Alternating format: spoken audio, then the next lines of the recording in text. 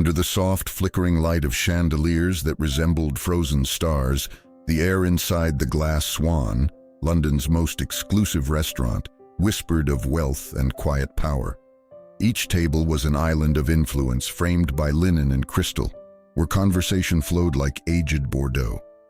In the farthest corner, seated alone beneath an arrangement of orchids, sat Alexander Reed, 49 years old, billionaire, tech visionary, and widower.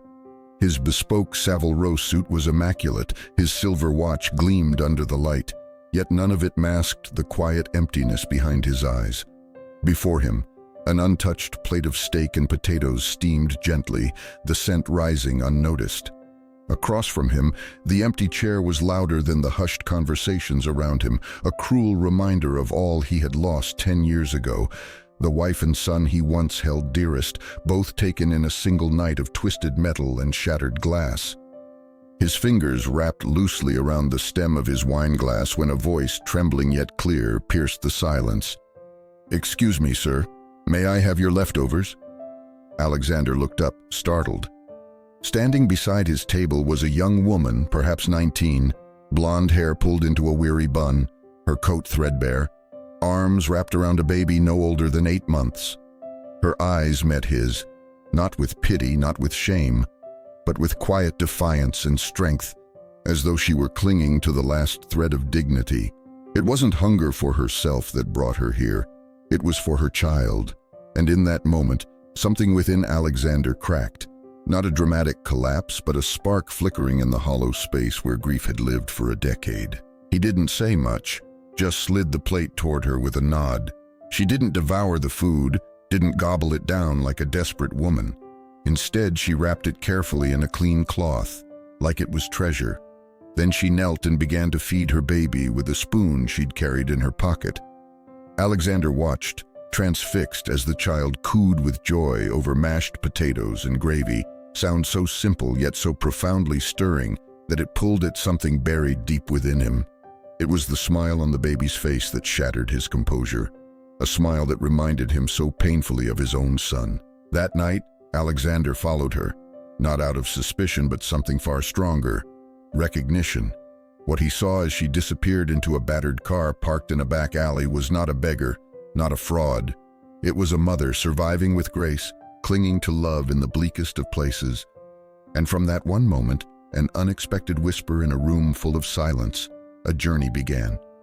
One that would lead not only to redemption, but to a love that neither of them had ever imagined still possible. The night Alexander followed Grace and her baby son Theo to the abandoned car park behind a crumbling estate church, something fundamental shifted in him. He hadn't planned to intervene, hadn't even known why he'd stood up from his table, napkin folded beside his untouched glass of wine. All he knew was that he couldn't ignore the woman who had looked him in the eye and asked for nothing more than warmth and food for her child. From the shadows he watched as she gently settled Theo into the back seat of a battered Navy saloon. There was no mattress, just a threadbare blanket and a few carefully stacked clothes in the corner like treasures. She hummed softly to the boy, "You are my sunshine," as if trying to shield him with melody instead of walls. Alexander, for the first time in years, didn't feel like a millionaire.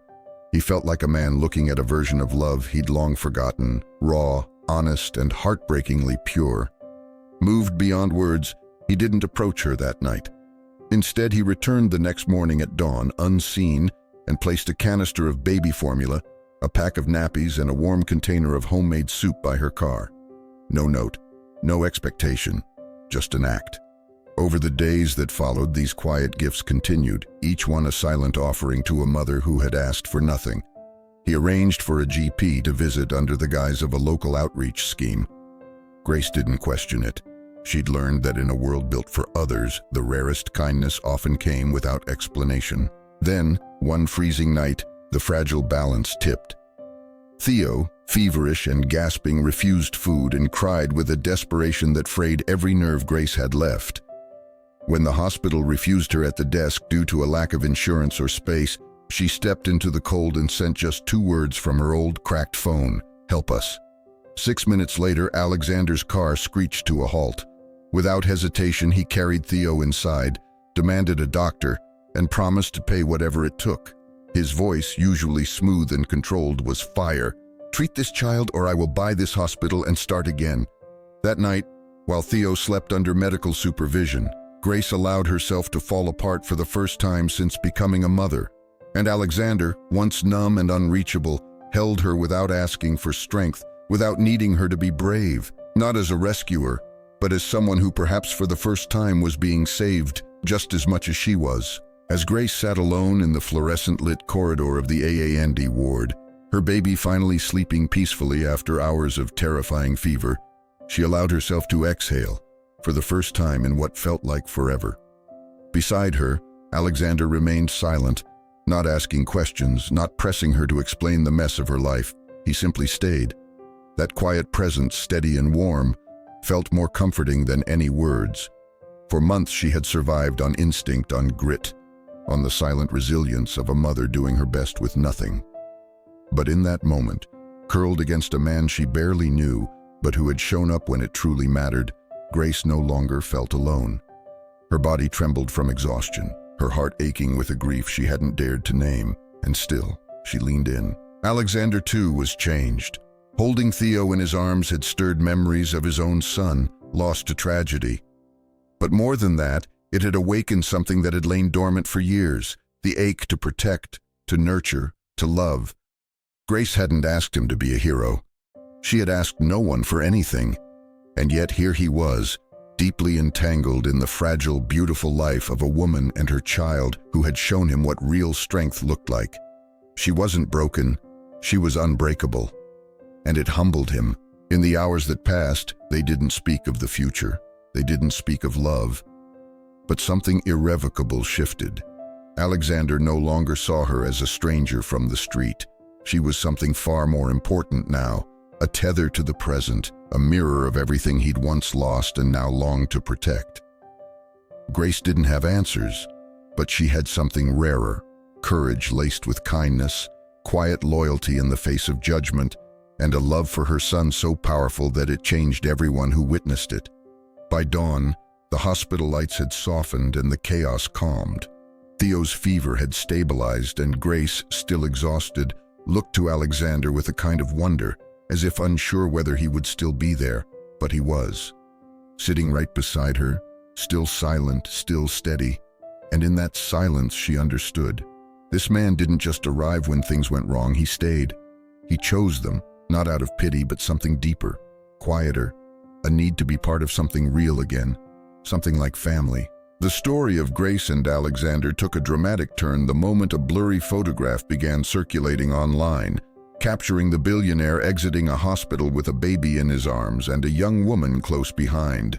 Within hours, the media pounced. Headlines exploded with speculation.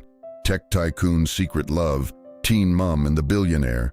Social media buzzed with cruel comments, some calling Grace a gold digger, others questioning her motives, her morals, even the legitimacy of her need. Grace, who had spent her life avoiding the spotlight, now found herself drowning in it. Alone in the modest flat Alexander had arranged for her and Theo, she sat frozen in the dark, the only glow coming from her phone screen. Headline after headline, judgment after judgment. Her fingers trembled, her chest tightened. She turned off the phone, terrified the poison of the world might somehow seep through to her son. When Alexander arrived that morning, he could see it in her posture, rigid, closed, distant. "I can't do this," she said quietly. "I won't let my son grow up in a scandal. I won't let him one day read lies about his mother and wonder if they're true." Her voice didn't shake, but her eyes betrayed the pain beneath her resolve. Alexander, normally calm and deliberate, felt something fierce rise within him. She hadn't asked for this. She hadn't sought fame or wealth or his name. She had asked for food, for warmth, for safety. That very day, Alexander went public. Not with a statement carefully drafted by PR professionals, but with his truth. On national television, he spoke not of business or image, but of grief, of losing his wife and child, of how he had merely existed for 10 years. Then he told the world about Grace, how she never once asked for charity, how her strength in asking for leftovers to feed her baby had changed him more than anything else in his life. "She didn't take from me," he said. She gave me something no one else could, a reason to care again." His words rippled across the internet like a tide. The judgment didn't disappear overnight, but something else emerged: compassion. Single mothers shared their own stories. Nurses and social workers spoke up. Donations to women's shelters increased. What began as a scandal turned into a conversation about survival, dignity, and love that doesn't wear a suit or carry a surname. And in the quiet after the storm, Grace stood taller, not because the world believed her, but because someone had finally spoken the truth aloud. 3 days after the media storm began to settle, an unassuming white envelope appeared beneath Grace's apartment door. It was thin, slightly creased, and unmarked except for her name, written in her mother's unmistakably careful script. She stared at it for what felt like hours, afraid to open it and yet unable to turn away. When she finally unfolded the letter, the words were simple. No grand apology, no dramatic overture, just a quiet attempt at reconnection. "If there's still a chance to know my grandson, I would like to try." Grace sat at the kitchen table, her hands gently crumpling the letter while Theo played quietly nearby. She didn't cry, she didn't rage, but the weight of that moment settled over her like fog, thick and hard to breathe through. After all these years, after being cast out for getting pregnant, after surviving on her own, it was difficult to believe that anything good could come from looking back. When Alexander arrived later that evening, he knew instantly that something had shifted. Grace held out the letter in silence, and he read it slowly before sitting beside her. "What are you thinking?" he asked gently. She stared at the floor. "I don't know," she whispered. "It's been nearly 2 years since they turned their backs on me. But doesn't Theo deserve to know where he comes from, even if it's messy?" Alexander placed his hand over hers. "He deserves the truth," he said softly, "but only if you're ready to give it. You don't owe them forgiveness. You owe Theo the choice." 3 days later, they drove to the sleepy countryside village where Grace had grown up, a place where the silence between neighbors could echo louder than words. Her parents' house stood as she remembered it, worn white paint, a porch swing still creaking in the breeze, and a front door she'd once slammed behind her with tears in her eyes. Grace stood frozen at the bottom of the gravel drive. Theo nestled in her arms, as Alexander lingered just a few steps behind, his presence quiet and strong. When the door opened and her mother stepped out, older now, lines of time and regret etched across her face, Grace's breath caught. For a long moment, no one moved. Then her mother's voice broke the silence, fragile and full of grief. May I hold him?" There was no blame, no excuses, just sorrow and the hope for a second chance. And in that quiet exchange, something long buried began to mend. Not perfectly, not all at once, but just enough to breathe again. A year later, life looked nothing like it once had for Grace, Theo, or Alexander. The media frenzy had long faded, replaced by something far more enduring: peace. On a golden spring afternoon in the very park where their paths had first crossed, something quietly extraordinary unfolded. Beneath an old oak tree wrapped in ivy and soft white ribbon, a small wooden arch stood waiting. No camera crews, no headlines, just a few close friends, a picnic cloth, and a promise about to be made. Little Theo, now nearly 2 years old, toddled across the grass in a navy waistcoat and matching bow tie, clutching a small velvet box with both hands. His steps were determined, unsteady but full of joy as he approached Alexander, waiting with quiet eyes and a heart full of meaning. Alexander knelt as Theo reached him, gently taking the box and whispering a quiet thanks. At the edge of the clearing, barefoot in the grass, stood Grace. Her white dress moved with the breeze, not elaborate or showy, but elegant in the way that truth is elegant, simple, sincere, unafraid. She wasn't just beautiful, she radiated something far deeper: strength built in silence, hope carved from hardship, and the rare kind of grace that only comes from surviving what should have broken you. Alexander stepped forward, his voice steady despite the emotion tightening in his throat. "You didn't ask for anything," he began. "You never begged, never expected. You simply showed up on the hardest night of your life and gave me a reason to care again." He opened the box and revealed a simple, elegant ring, not flashy, but chosen with thought, with love. "You didn't take my leftovers," he whispered, his voice cracking. "You gave me everything I didn't know I was missing. You gave me love. You gave me a son. You gave me a future." Grace, tears running freely now, dropped to her knees with him and whispered a soft, breathless, "Yes." Their arms folded around one another like pieces of a puzzle finally clicking into place. But it was Theo, grinning and clapping, who sealed the moment as he toddled up and wrapped his little arms around Alexander's leg and said just one word, "Daddy." And just like that, a family was born, not from wealth or planning, but from resilience, compassion, and a single whispered request on a cold night that changed everything. From that day forward, life for Grace, Theo, and Alexander didn't transform into some fairy tale perfection, but something far more real. A quiet, shared life built on presence, patience, and small, sacred moments. Alexander had never imagined himself as a father again. The grief of losing his own son had carved out a hollow place in him he thought would remain empty forever. But now, each morning when he arrived, sometimes with croissants, sometimes just a fresh pack of nappies, he was greeted by Theo's delighted squeals and tiny feet racing toward the door. Grace would already be in the kitchen, hair pulled into a loose bun, a mug of tea waiting for him on the counter. They never declared their love in grand speeches. They didn't try to define what they were. They simply lived as though they belonged to one another. It was in the ordinary that the extraordinary began to bloom. Alexander, once terrified of breaking a child again, learned to cradle Theo against his chest during nap time, his fingers unconsciously tracing circles on the boy's back. He learned to distinguish Theo's cries, hunger from tiredness, frustration from glee.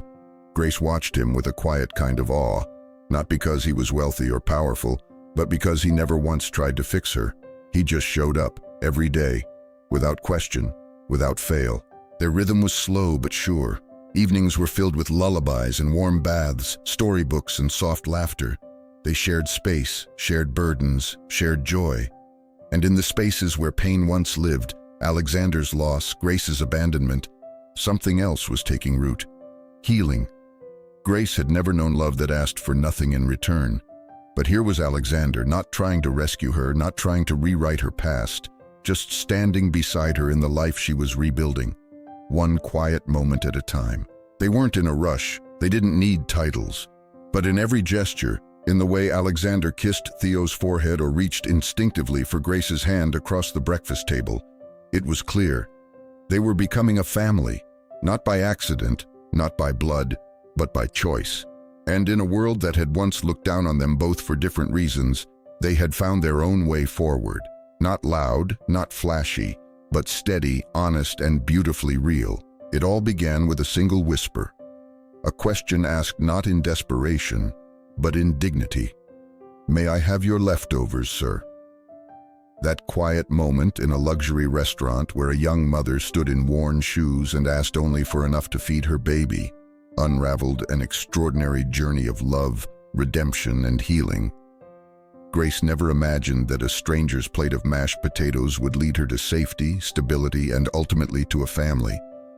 Nor did Alexander, still grieving the loss of his wife and child, expect that the simple act of looking up and truly seeing another person would be the beginning of something that would save him too. Their story wasn't built on grand gestures or perfect circumstances. It was stitched together from fragile acts of kindness, a warm container of soup left by a car window, a late-night hospital dash that demanded nothing in return, the steadiness of a man who didn't try to fix, but instead stood beside a woman who had learned to survive alone. Together they built something quiet but unbreakable, a home made not of walls, but of presence, compassion, and love freely given. And through it all, little Theo remained the heart of it, his smile a daily reminder of why they kept going, why they chose each other again and again. The lesson here is simple but profound. Sometimes the smallest acts change everything. When we stop judging and start listening, when we look past appearances and into the heart of a person, we might just uncover the beginning of something miraculous. Grace didn't need charity. She needed to be seen. Alexander didn't need to be rescued. He needed to feel again. And through each other, they found exactly what they were missing. If this story moved you, if it reminded you that love can grow in the unlikeliest of places, that family isn't always born of blood and that second chances are real, leave us a comment and share your thoughts. We'd love to hear your story. And don't forget to subscribe to Soul-Stirring Stories, where each tale is a reminder that even in the darkest moments, compassion has the power to rewrite everything.